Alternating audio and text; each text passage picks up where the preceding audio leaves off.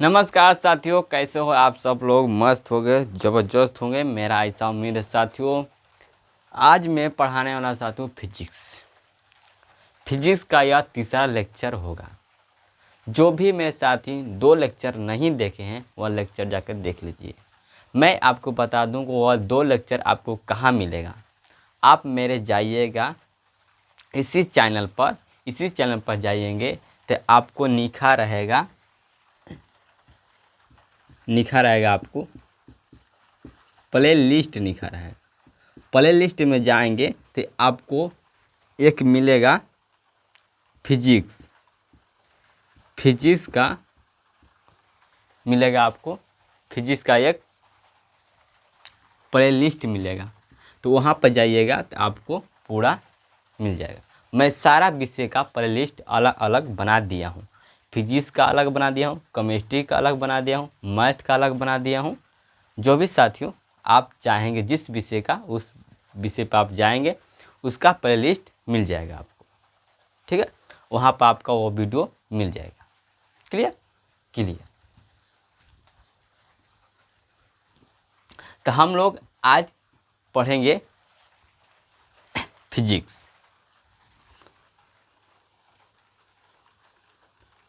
बात करेंगे हम लोग आत्मदीप्त पदार्थ। आत्मदीप्त पदार्थ होता क्या है? आत्मदीप्त पदार्थ होता क्या है? आत्मदीप्त पदार्थ, ठीक है। जब पहला पॉइंट लिख सकते हैं इस तरह से, आत्मदीप्त पदार्थ होता क्या है। आपको यह बात जानना जरूरी है कि आत्मदीप्त पदार्थ होता क्या। तो ये होता है, कहता है यह आत्मदीप्त पदार्थ कि वे पदार्थ जो स्वयं प्रकाश उत्सर्जित करते हैं, वे पदार्थ जो स्वयं प्रकाश उत्सर्जित करते हैं वह आपके कहलाते हैं आत्मदीप्त पदार्थ। तो आप लिखेंगे कि वे पदार्थ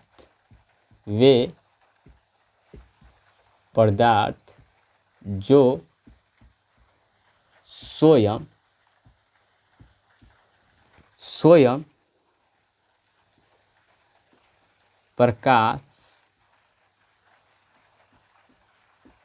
उत्सर्जित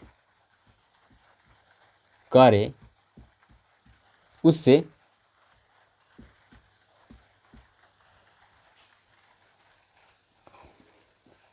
आत्मदीप्त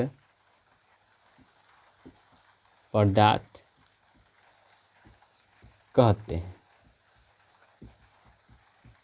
आत्मदीप्त पदार्थ कहते हैं। क्लियर। वे पदार्थ जो स्वयं प्रकाश उत्सर्जित करते हैं उसे हम आत्मदीप्त पदार्थ कहते हैं। लेकिन आपको कि आत्मदीप्त पदार्थ कौन कौन है, आपको यह जानना जरूरी है कि भाई हम आत्मदीप्त पदार्थ हम जान गए कि आत्मदीप्त पदार्थ किसे कहते हैं। जो प्रकाश उत्सर्जित करे उसे हम कहते हैं आत्मदीप्त पदार्थ। लेकिन वह आत्मदीप्त पदार्थ कौन कौन है, यह आपको जानना जरूरी है।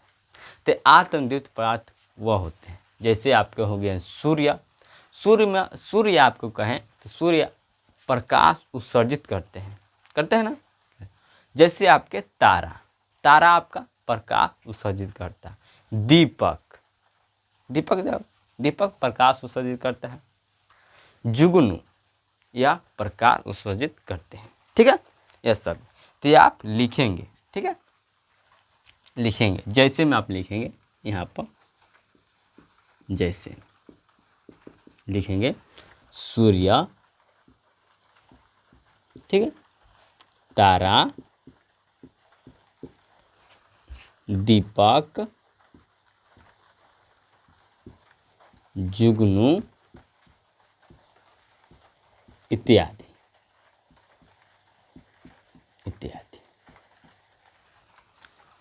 अच्छे सर, जो प्रकाश उत्सर्जित करते हैं उसे तो हम आत्मदीप्त पदार्थ कह देंगे, और जो प्रकाश उत्सर्जित नहीं करेंगे उससे हम क्या कहेंगे। तो आप अगला पॉइंट लिखिए कि अदीप्त पदार्थ। अदीप्त पदार्थ, अदीप्त पदार्थ किसे कहते हैं? अदीप्त पदार्थ वह कहलाता है वे पदार्थ जो स्वयं प्रकाश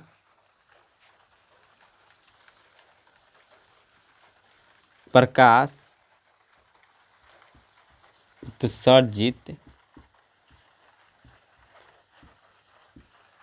न करे। वे पदार्थ जो स्वयं प्रकाश उत्सर्जित न करे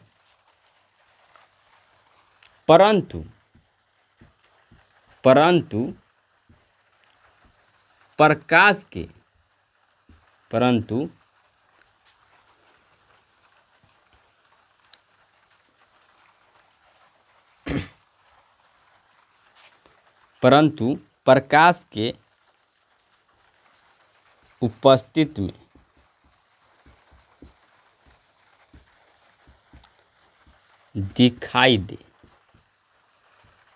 दिखाई देते हैं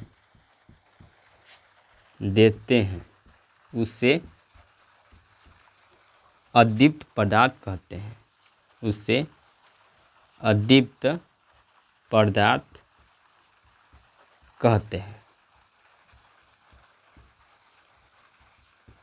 क्लियर?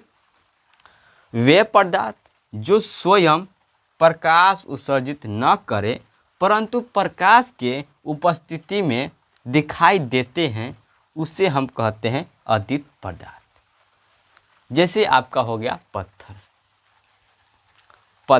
पत्थर आप लोग देखे होंगे, नहीं देखोगे तो आपको मैं दिखा देता हूँ पत्थर कैसा होता है। देखेंगे इस तरह का, यह छोटा पत्थर है, आपको देखेंगे तो बड़ा बड़ा पत्थर होता है, विशाल, ठीक है।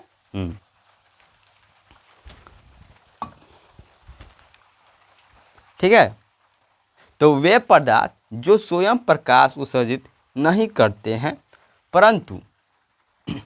परंतु प्रकाश के उपस्थिति में दिखाई देते हैं उसे हम कहते हैं अदीप्त पदार्थ।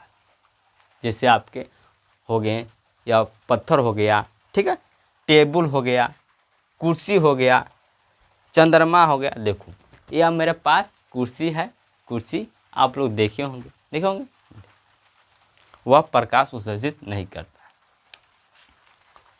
आपको आसान भाषा में समझाऊं कि जो वस्तुएं रात में दिखाई न दे, तो आपका क्या होगा? अदीप्त पदार्थ होगा। और जो रात को दिखाई दे वो आपका आत्मदीप्त पदार्थ होगा। आत्मदीप्त रात को वही वस्तुएं दिखाई देगा जो अपने आप क्या करे? प्रकाश उत्सर्जित करे, वही आपको रात में दिखाई देगा, वरना कोई भी वस्तु आपको दिखाई नहीं देगा। ठीक है। तब कहेंगे कि बल्ब आपका क्या है? बल्ब आपका ये हो जाएगा आत्मदीप्त पदार्थ हो जाएगा? नहीं। ठीक है। यहाँ पर लिखेंगे जैसे यहाँ पर लिखेंगे, यहाँ पर जैसे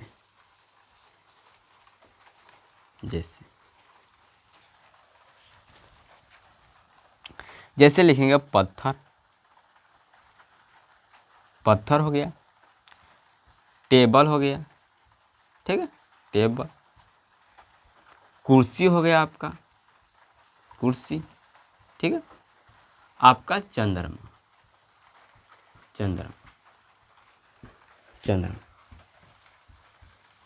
इत्यादि। अब कहेंगे कि सर तो आप तो गलती पढ़ा रहे हैं। क्या गलती पढ़ा रहे हैं? अब देखो, आप लोग कहेंगे कि चंद्रमा तो प्रकाश उत्सर्जित करता है, इसलिए रात को क्या होता है?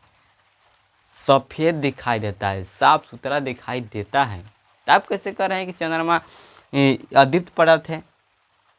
साथियों, चंद्रमा एक क्या है? एक अदीप्त पिंड है। क्या है? अदीप्त पिंड है। चंद्रमा एक अदीप्त पिंड होता है जो प्रकाश को क्या करता है? चंद्रमा परावर्तित करता है। प्रकाश के किरणों को क्या करता है? परावर्तित करता है, इसलिए यह चंद्रमा दिखाई दे। ठीक है।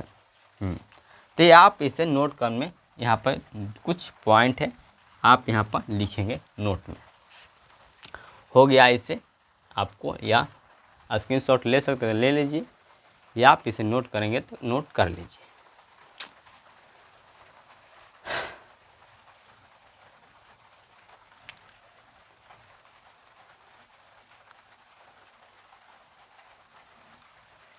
ठीक है। अद्वित पदार्थ वे पदार्थ होते हैं जो स्वयं प्रकाश उत्सर्जित करे न करे परंतु प्रकाश की उपस्थित में दिखाई देते हैं, उसे हम कहते हैं अद्वित पदार्थ। ठीक है। ठीक है, हम लोग चलते हैं आगे।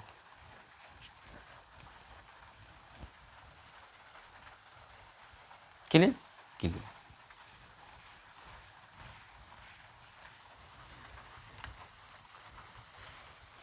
क्लियर हो गया। अब आपको कुछ नोट लिखना है।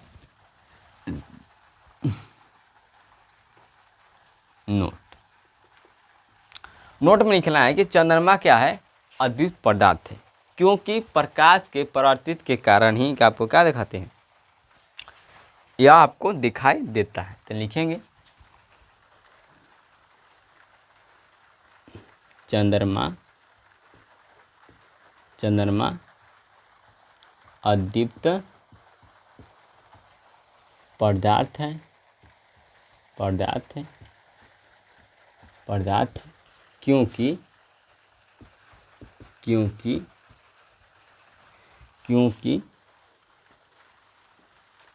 सूर्य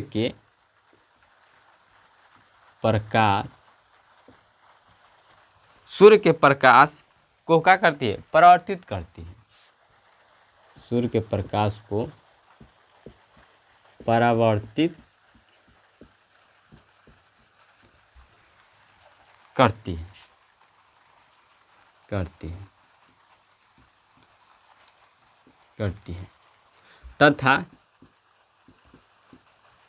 तथा चंद्रमा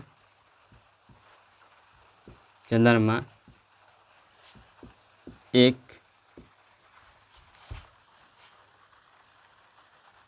अदीप्त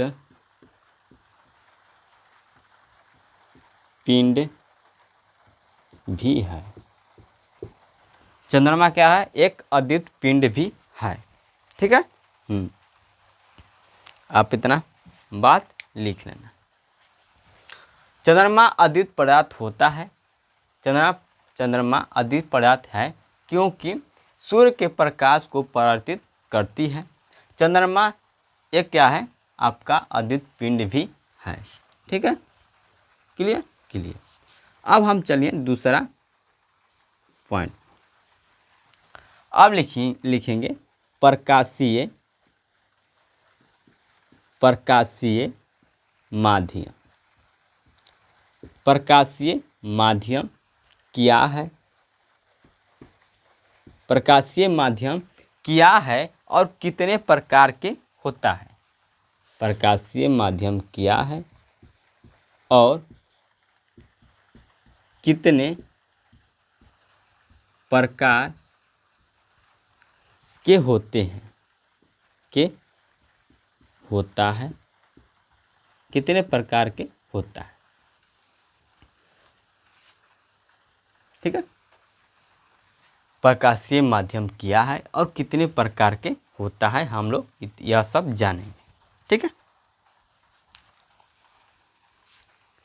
तब पहले हम जान लेते हैं कि प्रकाशीय माध्यम होता क्या है। प्रकाशीय माध्यम होता क्या है, हम लोग इसे जानते हैं। प्रकाशीय माध्यम होता क्या है? तो प्रकाशीय माध्यम वह क्षेत्र होता है जिससे प्रकाश होकर क्या करती है?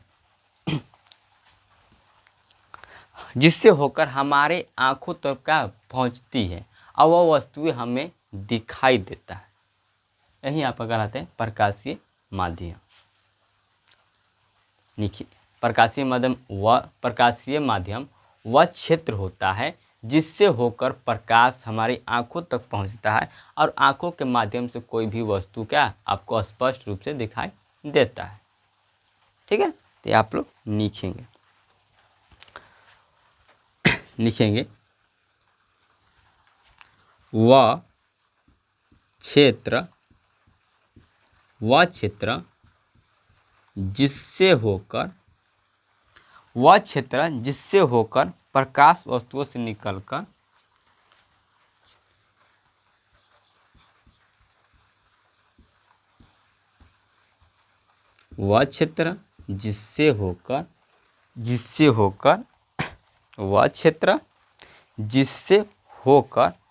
प्रकाश वस्तुओं से निकलकर हमारे आँखों तक पहुँचती है।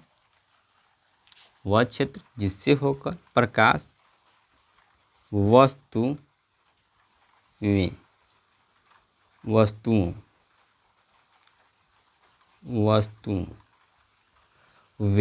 वे क्षेत्र जिससे होकर प्रकाश वस्तुओं से निकलकर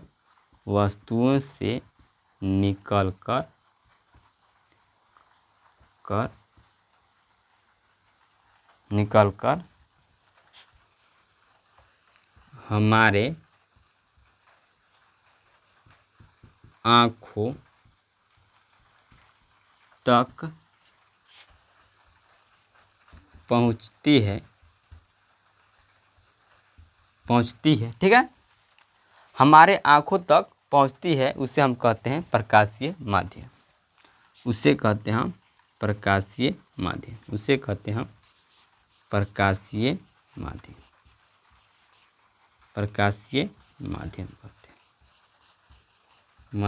कहते हैं। ठीक है, प्रकाशीय माध्यम वह क्षेत्र जिससे होकर प्रकाश वस्तुओं से निकलकर हमारे आँखों तक पहुँचती है और उसे हम कहते हैं उसे कहते हैं प्रकाशीय माध्यम। देखो, अगर हमें अगर प्रकाश नहीं मिला, हमको लाइट आपका क्या माध्यम, लाइट जो होता है टार्च, वह किसका काम करता है? प्रकाशीय माध्यम का काम करता है। रात के समय आप अगर टार्च जलाएंगे तो आपको सामने वाले वस्तुओं पर अगर प्रकाश पड़ेगा तो वह टकरा कर आपकी आँखों तक आएगा। उस वस्तुओं से आपका प्रकाश टकरा कर आपके आँखों तक पहुँचेगा। किसके माध्यम से? प्रकाशीय माध्यम से। ठीक है, प्रकाशीय माध्यम से पहुँचेगा, वह वस्तु आपको स्पष्ट दिखाई देगा। क्लियर? आइए आप अच्छे से उसे देखकर चलेंगे रात के समय। क्लियर? आप लिखेंगे। अब ये माध्यम कितने होते हैं? हम तो जान गए कि प्रकाशीय माध्यम क्या होता है। अब हम जानेंगे प्रकाशीय माध्यम कितने प्रकार के होते हैं। तब प्रकाशीय माध्यम दो प्रकार के होते हैं। एक होते हैं समांगी, दूसरे होते हैं विषमांगी। समांगी माध्यम होता है और दूसरा होता है आपका विषमांगी। पहला लिखेंगे समांगी माध्यम। दूसरा आपका होता है विषमांगी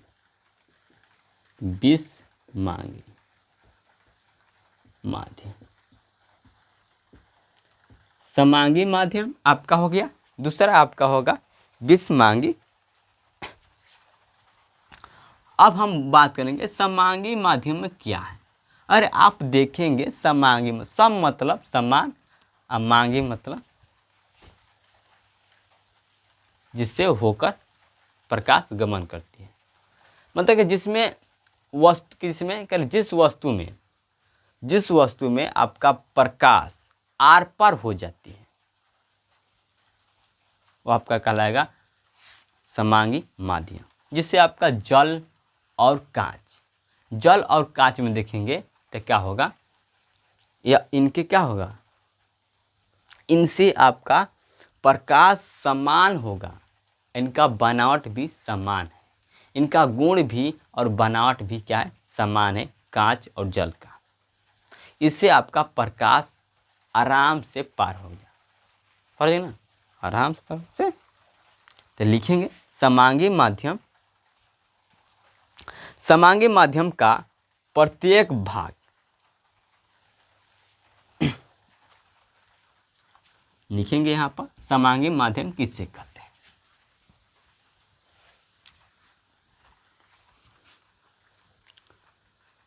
पहला समांगी माध्यम, समांगी माध्यम,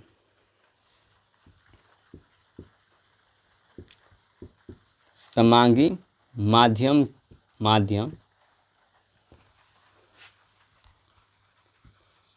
समांगी माध्यम का प्रत्येक भाग, समांगी माध्यम का प्रत्येक भाग, प्रत्येक भाग के गुण एवं बनावट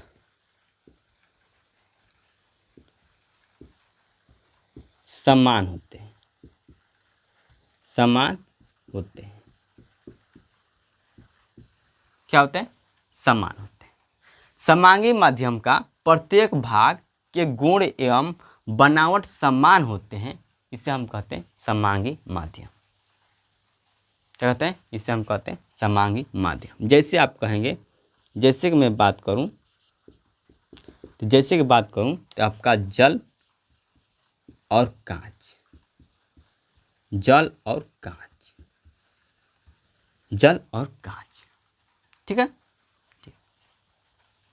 इसमें आपका जल और कांच में दोनों में क्या होता है, प्रकाश आर पार हो जाती है, आर पार हो जाती है। मतलब आपका जो देखेंगे टार्च में, टार्च में आपका क्या लगा होता है, टार्च में आपका लगा होता है कांच लगा होता है, कांच लगा होता है ना, शीशा जिसे कहते हैं, ठीक है। उससे बल्ब, जो बल्ब बढ़ता है उससे प्रकाश का निकलता है, तभी ना जाकर आपके वस्तुओं को पड़ता है, तो वह फिर आपके आंखों तक पहुंचता है, होता है। तो ये आपका क्या हो जाएगा, कांच और जल।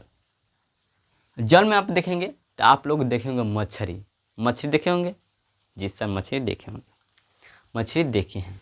तो तुम बताओ लोग कि मछली आप लोग प्रकाश जब पड़ता है, प्रकाश पड़ता है ना, तब प्रकाश जहाँ तक जाता है वहाँ तक के जल में आपको दिखाई देगा।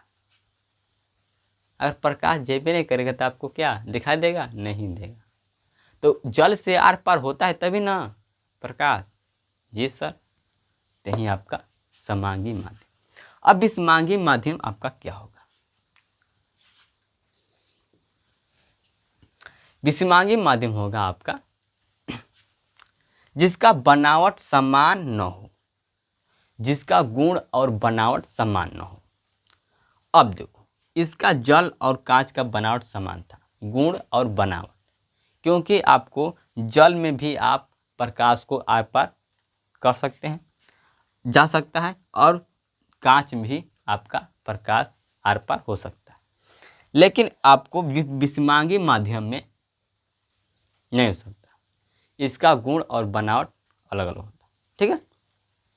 जैसे लिखेंगे विषमांगी माध्यम किससे कहते हैं, विषमांगी माध्यम, विषमांगी माध्यम, विषमांगी माध्यम, विषमांगी, विषमांगी माध्यम का, विषमांगी माध्यम का प्रत्येक भाग, प्रत्येक भाग के गुण एवं बनावट, बनावट क्या होते हैं, असमान होते हैं, क्या होते हैं? असमान होते हैं, असमान होते हैं, जिसे हम कहते हैं विषमांगी माध्यम। जैसे यहाँ पर देखोगे गर्म और ठंडी हवा, गर्म और ठंडी हवा, जैसे में आप लिखेंगे गर्म और ठंडी हवा, गर्म और ठंडी हवा। गर्म जो हवा है इसका बनावट कुछ और होगा, क्योंकि गर्म का जो हवा है वह गर्म में ही गर्म करेगा, ठीक है, गर्म और गर्म करेगा, करेगा ना, करेगा। आपका ठंडा है, ठंडा है तो खूब ठंडा देगा, खूब ठंडा देगा। कूलर जो होता है, एसी जो होता है, क्या खूब ठंडा देता है, खूब ठंडा देता है, खूब ठंडा देता है। आज हीटर होता है, खूब गर्मी देता है, खूब गर्मी देता है, खूब गर्मी देता है। तो उनका बनावट सेम है? नहीं जी, उनका बनावट सेम नहीं। उनका गुण सेम है, क्वालिटी सेम है? नहीं जी, उनका क्वालिटी सेम नहीं है। तो जिनका क्वालिटी सेम नहीं है, बनावट सेम न हो, तो उसे हम कहते हैं विषमांगी। जिसका क्वालिटी, गुण और बनावट समान हो उसे कहते हैं हम समांगी माध्यम। ठीक है, आप लोग इतना ही भाषा में समझिए। समांगी मतलब जिसका समान हो, दोनों समान हो, बनावट और गुण समान हो, उसे कहते हैं समांगी माध्यम। विषमांगी वह होता है जिसका दोनों समान न हो, न गुण, जिसका बनावट न समान हो, न उसका गुण समान हो, तो आपका हो जाएगा वह विषमांगी माध्यम। क्लियर? क्लियर। आप लोग यह नोट कर लेंगे। तो आज के, और थोड़ा अब आगे चलते हैं, चलिए थोड़ा टाइम देख लेते हैं। चलिए अब 5 मिनट टाइम है आपका, 5 मिनट टाइम है थोड़ा। अब यहाँ से आपको कुछ आगे चलना है। अब लिखेंगे आप लोग पारदर्शी पदार्थ, पारदर्शी पदार्थ, ठीक है, पारदर्शी पदार्थ, पारदर्शी पदार्थ, पारदर्शी पदार्थ। पारदर्शी पदार्थ क्या होता है, इससे आपको समझना है। पारदर्शी पदार्थ क्या होता है? देखिए, पारदर्शी पदार्थ वह होता है जिससे प्रकाश आर पार हो जाए,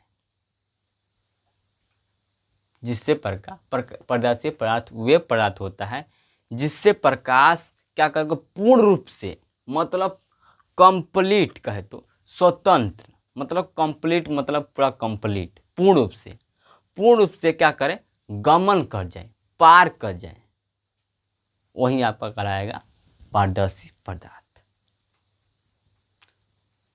ठीक है, जैसे आपका कांच हो गया, जल हो गया, हवा हो गया, इसमें से आपका कभी भी प्रकाश नहीं रुक सकता, इससे आपको पार कर ही देना है प्रकाश को। ठीक है, तो आप लिखेंगे वे पदार्थ, वे पदार्थ, वे पदार्थ जिससे होकर, जिससे होकर, जिससे होकर क्या करें, प्रकाश पूर्ण रूप से क्या होके आर पार हो जाती है, प्रकाश होकर, प्रकाश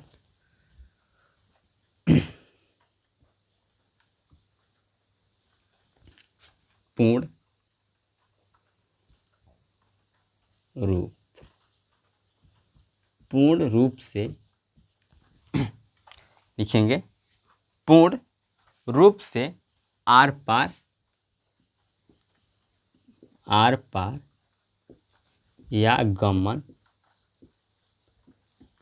हो जाती है, हो जाती है। ठीक है, उससे हम कहते हैं पारदर्शी पदार्थ, उससे पारदर्शी पदार्थ कहते हैं, पदार्थ कहते हैं, कहते हैं। क्लियर? क्लियर। उसे हम पारदर्शी पदार्थ कहते हैं। Clear clear. जैसे लिखेंगे आप लोग, जैसे लिखेंगे आप लोग जल, कांच, कांच, कांच लिख सकते हैं और लिख सकते हैं हवा। ठीक है। वह पर्दा जिससे होकर प्रकाश पूर्ण रूप से आर पार हो जाती है उसे हम कहते हैं पारदर्शी पर्दा। अब हम थोड़ा और बात करें, अपारदर्शी पदार्थ किसे कहते हैं? अपारदर्शी पदार्थ, ठीक है। अपारदर्शी पदार्थ किसे कहते हैं? हम लोग आगे चलते हैं। पारदर्शी पढ़ लिया हम लोग, अब पारदर्शी पदार्थ पढ़ेंगे। तो अपारदर्शी पदार्थ वे पदार्थ जिससे होकर प्रकाश पूर्ण रूप से आर पार न हो, जिससे होकर पूर्ण रूप से क्या आर पार न हो, न हो, वो क्या कहलाएगा आपका अपारदर्शी पर्दा। ठीक है। तो आप लोग लिखेंगे जिससे क्या होगा, जिससे लिखेंगे आप कि वे पदार्थ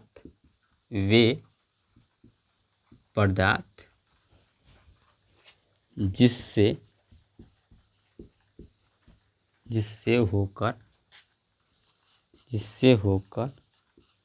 प्रकाश, जिससे होकर क्या प्रकाश आर पर न हो, जिससे होकर प्रकाश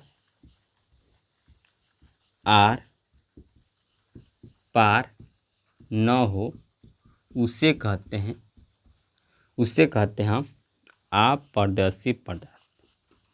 उसे अपारदर्शी पदार्थ कहते हैं,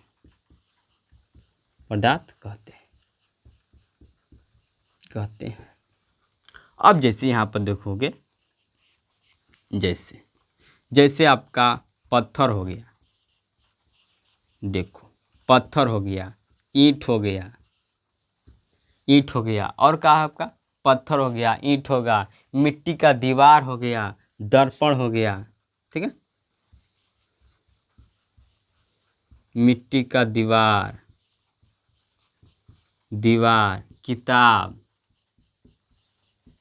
किताब, ठीक है। और क्या हो सकता है दर्पण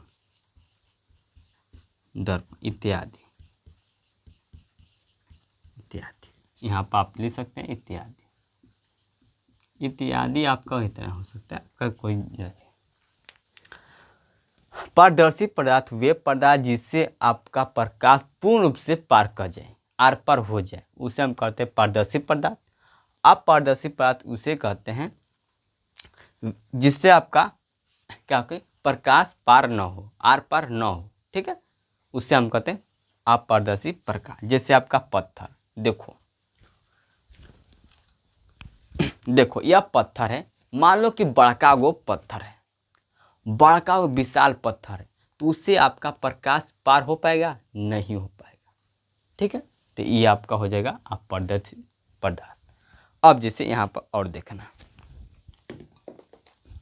देखो यह क्या है ईंट है, यह क्या है ईंट है। और मान लो आपका ईंट का मकान बन गया है, तो उसमें से आपका प्रकाश आर पार होता है? नहीं होता है। तो आपका क्या होगा ईंट अपारदर्शी पदार्थ होगा। ठीक है, समझिए। अब यहाँ पर देखना यहाँ पर। अब देखो ये आपका क्या है दर्पण है, यह आपका क्या है दर्पण है। लेकिन आप लोग ध्यान से देखेंगे तो इसके पीछे आपको क्या, इसके पीछे किया रहता है पेंट। और पेंट नहीं किया रहेगा तो आपका यही दर्पण हो जाएगा पारदर्शी पदार्थ हो जाएगा, यही आपका दर्पण हो जाएगा पारदर्शी पदार्थ हो जाएगा। लेकिन इस पर आपका पेंट कर दिया गया है तो ये आपका हो जाएगा क्या अपारदर्शी पदार्थ हो जाएगा। इससे प्रकाश आर पार नहीं हो सकती, इसे टकरा कर वापस चल जाएगी। क्यों? क्योंकि पीछे क्या किया है, पेंट किया गया है, कलई किया गया है दर्पण के पीछे। अगर मैं इसे खोल देता तो नहीं हो पाएगा, टूट जाएगा, नहीं तो खोल के दिखा देता। ठीक है। और मिट्टी का कोई दीवार है, मिट्टी का कोई दीवार है, तो मिट्टी का दीवार से आपका प्रकाश नहीं पार हो सकता। ठीक है। और मान लो कि मिट्टी की दीवार से प्रकाश पार होता तो इंसान कभी भी मिट्टी का दीवार नहीं बनाता, कभी भी मिट्टी का घर नहीं बनाता साथी। काहे कि उसको प्रकाश के ही छाँव चाहिए, प्रकाश से ही उसको क्या बचना है। ठीक है। ठंडा में तो केहरो घूम के राजी, ताकि गर्मी में वह नहीं रह सकता। अगर मान लो कि यह किताब है, यह किताब है, किताबों का मैंने क्या कर दिया, बड़का दीवार बना दिया, तो क्या इस किताबों से या बुकों से क्या प्रकाश पार हो पाएगा? नहीं हो पाएगा। तो यह किताब क्या हुआ? यह किताब हुआ आपका अपारदर्शी पदार्थ हुआ। समझ में आ गया कि पारदर्शी पदार्थ क्या होता है, अपारदर्शी पदार्थ क्या होता है? जिससे आपका प्रकाश पार हो सके, पार हो जाता है पूर्ण रूप से, जिससे आपका प्रकाश पूर्ण रूप से पार हो जाए वह आपका कहलाएगा पारदर्शी पदार्थ। जिससे आपका प्रकाश पूर्ण रूप से पार न हो पाए उससे आपका कहलाएगा वह आपका अपारदर्शी पदार्थ। आपका इतना बात क्लियर होगा। तो साथियों आज तक इतना ही, इस वीडियो में इतना ही। मिलते हैं अगले वीडियो में। चैनल सब्सक्राइब करना, लाइक करना, शेयर करना, बिना लाइक सब्सक्राइब करने मत जाना साथियों, क्योंकि वीडियो बनाने में बड़ी मेहनत लगता है। तो मिलते हैं अगले वीडियो में। जय हिंद, जय भारत।